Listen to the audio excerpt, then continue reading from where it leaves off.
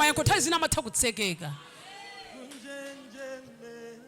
Chiyembekezo chimene kuchiyembekezera ti apapa lelolo zitheka zimatheka osatheka.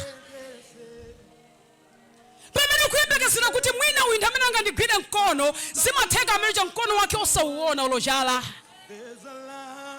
Mumadziwa kuti nthawi zija pali nthawi ziwiri. Pali nthawi ina imakhala yachimwemwe cha moyo wako. Pali nthawi ina imakhala nthawi imene umadutsa munyengo zowawa zopweteka zasisoni zolilisa misozi zopereka mafunso koma mayankho sakhalapo. Timayenda ndi nthawi ziwiri pa moyo wa munthu. Ukasakumana ndi nthawi ziwirizi usasampase Mulungu mafunsoyi. Ukakumana ndi nthawi yopweteka chipange accept mkati mwako. Chilandire kuti ndi nthawi imene tikukwaneka kumana nazo. Chilandire kulibe wina angachinyamule chindi cha iweyo. Ambuye chifukwa chani mukulola kuti ndidwale? Chifukwa chani mukulola kuti banja langa lithe? Chifukwa chani mukulola kuti amuna anga amwalire? Chifukwa chani mukulola kuti ndidutse munyengo zopweteka? Ndi nthawi ya iweyo.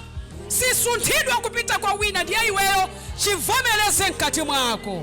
Kuli nthawi imene umakhala ndi abwenzi, kuli nthawi imene amachoka. Kuli nthawi imene zimayenda, kuli nthawi imene zimatha kuyima.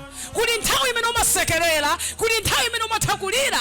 Kuli nthawi imene umatha kuomphera m'manja, kuli nthawi imene manja usungayike pamodzi kuti aombe. Ndi nthawi.